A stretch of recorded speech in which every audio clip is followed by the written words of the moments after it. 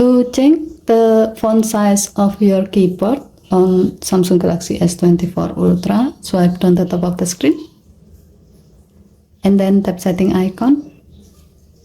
Scroll down the screen to find general management. Tap general management and then tap Samsung keyboard setting. Scroll down the screen.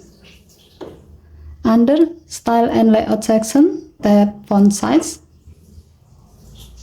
To adjust the font size, you can tap the green plus icon to get a bigger font on your keyboard. Or you can tap the red minus icon to get a smaller font on your keyboard.